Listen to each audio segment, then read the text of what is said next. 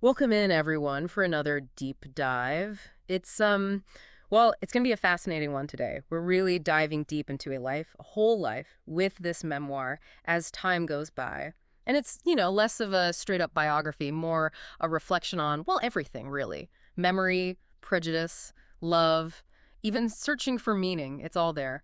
You guys requested this one, so let's get into it. What's really striking is how the author uses specific moments, like snapshots from his life, to explore these huge themes. It's not just a timeline of events, it's like we're right there with him, feeling the emotional and unphilosophical journey woven through it. Yeah, and right away we're hit with this incredibly vivid image, a photograph dated 1933 of a 3-year-old boy, all smiles, sitting on a rocking horse. But, and this is where it gets interesting, as you read the description, there's this underlying sadness. Almost like a foreshadowing. Exactly, like a premonition of something heavier to come. He even points out the cheap-looking horse, the grainy, almost faded quality of the picture itself. Innocence, especially at that age, exists in such a fragile bubble. And in this story, that bubble's about to burst. Uh-huh. Not long after this idyllic photo, the narrator and his family are driving, and they come across a scene that, well, it sears itself into his memory, a lynching. It's chilling, the way he describes it, the way his parents react, or rather, don't react. That heavy silence in the car, you can practically feel the tension. And this is where the deep dive truly begins, right? It's one thing to witness something so horrifying, but to be that young, he's grappling with the horror, but also the confusing messages he's getting from his family about what it means. Especially that justification for slavery from his uncle. I mean, what a messed up thing to tell a kid. It speaks to the complexity of the time and the way these prejudices were often passed down through generations. Thankfully, the grandfather steps in with a very different perspective, and it's clear he leaves a mark on the narrator. Yeah, and it's interesting because the grandfather is described as a hedonistic sinner, someone who, enjoys life's pleasures, even the ones some might consider, well, bad. But despite this label, he becomes a source of creativity and joy for his grandson. It's like that classic saying, don't judge a book by its cover. This guy who, as some people's standards might be considered immoral, forms this strong bond with his grandson over art, over movies, heck, even sharing a sip of whiskey. Precisely. It really challenges our assumptions about people and reminds us that influence can come from the most unexpected places. The narrator starts with fear, but it gives way to this unexpected bond. That speaks volumes, I think, about the power of human connection, seeking that connection beyond societal labels. It really makes you wonder how often we might write people off based on preconceived notions? And this experience early on really sets the stage for the narrator's constant questioning of societal norms throughout his life. Yeah, as he gets older, those questions, those societal norms, they really start hitting closer to home, especially when it comes to his own identity. Right, like in that episode with Bill, his friend, and well, let's just say suggestive flip books. The memoir handles it well, though. It's a sensitive topic. Definitely. And it's not gratuitous. The focus stays on the narrator's confusion more than anything. And that sense of betrayal, too. It's like he's trying to process not only what happened, but what it means, especially as he's figuring out who he is. You really get that feeling, like this experience, awkward as it is, almost acts as a catalyst for him. Totally. It pushes him, even if he doesn't realize it at the time, toward this understanding that love, attraction, desire, it's complicated. There's Hmm. so many shades of gray. So much nuance, yeah. It's funny, though, because right after this introspective part, we meet Ted, and Ted's like the poster child for throwing the rule book out the window. Right. That anecdote, I love this one about him ordering a hound dog without nuts at the ice cream parlor. Just classic Ted. It's so small, that detail, but I don't know, it sums him up perfectly. The guy is a nonconformist, plain and simple, not afraid to challenge anything, even if it's just how you order your ice cream. And that fearlessness, well, it leads to some pretty wild stuff, like that train hopping incident. Which, let me tell you, terrifying just reading about it. Clinging to the side of a moving train. Are you kidding? You really get a sense of the danger they put themselves in. Talk about risk-taking, right?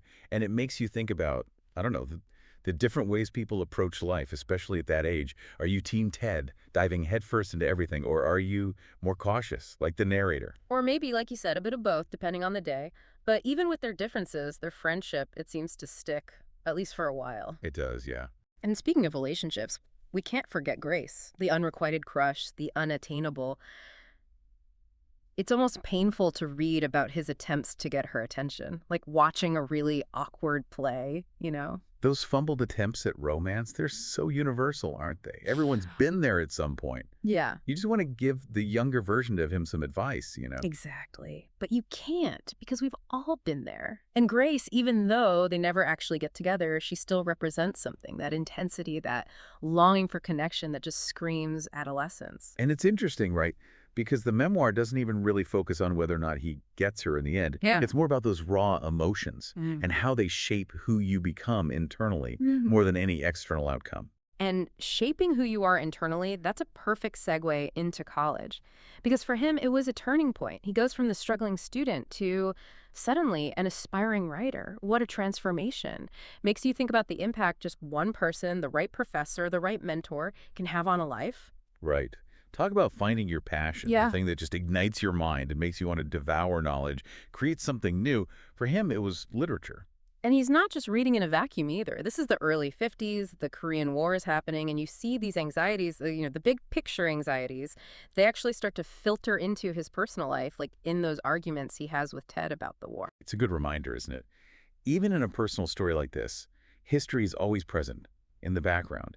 Their views on the war, it reflects this larger division that's happening in society as a whole. It gets you thinking. How do those external events end up shaping our beliefs, our relationships? And just as things are heating up on an intellectual front, he gets thrown into a whole different kind of battlefield, a battleship, in fact. His time in the Navy on the USS Mississippi, that's a whole other chapter. Totally different world, yeah. What's fascinating is he goes from hating it, the structure, the being away from home, the whole thing, to kind of grudgingly respecting the experience. It's like he's forced to confront his own preconceived notions about what it means to be in the Navy, right? Wow. Especially on this aging battleship. He even comes to, I don't know, appreciate the history, the legacy embodied in the ship itself. There's a parallel there, isn't there? The ship is this old, almost irrelevant thing. Yeah. But then you get closer and you see the battles it's weathered, the stories etched into it. Oh, and speaking of stories, the anecdotes from this time period. Come on, pure gold. That one where he accidentally clocks a decorated pilot with a flashlight, I swear I was laughing out loud. Oh yeah, that one's classic. But it shows something else too, just how naive he was at that point in his life, which again plays into that whole don't judge a book by its cover thing. Totally, just like with his grandfather. Okay. But okay, it's not all slapstick humor in the Navy. There's romance, too. Diana enters the picture, the jazz-loving whirlwind. Ah, yes, Diana. And for a bit, it really does feel like he stumbled into a classic love story. Dancing, passion, those late-night adventures. But even as he's swept away, you get this sense of, I don't know, almost like a disillusionment creeping in. Yeah, there's this feeling he's chasing something that might not last. Yeah. Almost like a premonition of what's to come. And that premonition, it becomes reality in Spain. He goes there, chasing after this dream, this whole romanticized idea of Spain, fueled by his love for all things Spanish. But it's also an escape, right? Like he's trying to outrun this failing marriage. It's a classic move, isn't it? When life gets tough, we hop on a plane, hoping a change of scenery will magically fix everything. The allure of elsewhere, it's powerful. Yeah. But as the memoir shows, sometimes you just end up, bringing your baggage along with you. And for him, that baggage leads to a pretty painful divorce.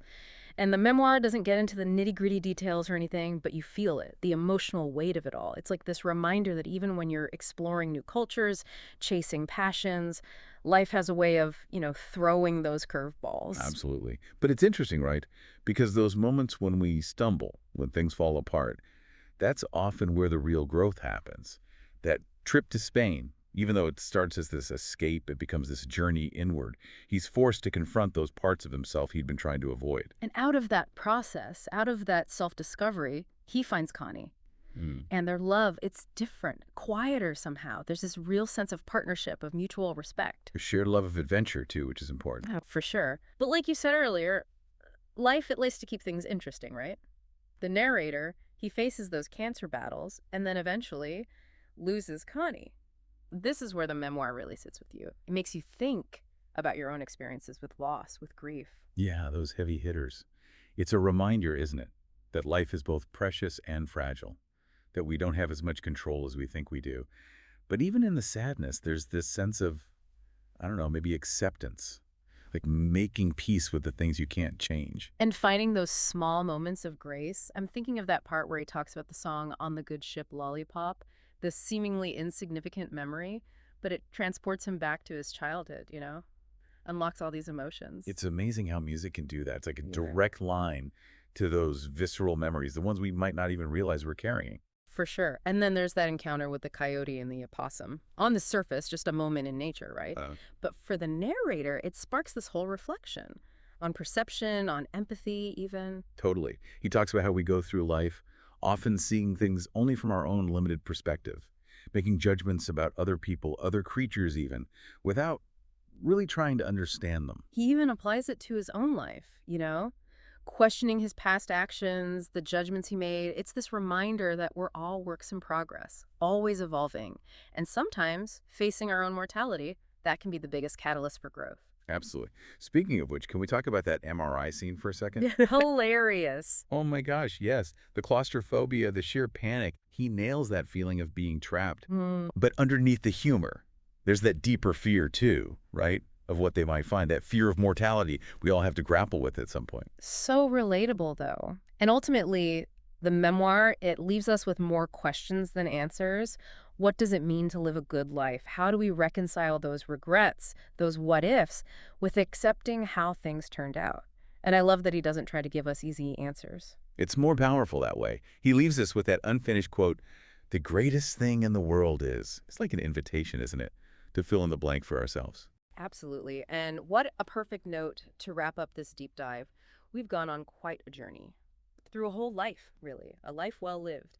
And it reminds us that it's not just about the big events, the successes, even those romantic moments we talk about. It's about paying attention to all of it, finding meaning in the everyday moments, in the connections we make, the lessons we learn, even the heartbreaks. This memoir, it's not just a story, it's an invitation to really examine our own lives, And that's something worth thinking about. So until next time, keep exploring, keep questioning, and as always, thanks for joining us for another deep dive.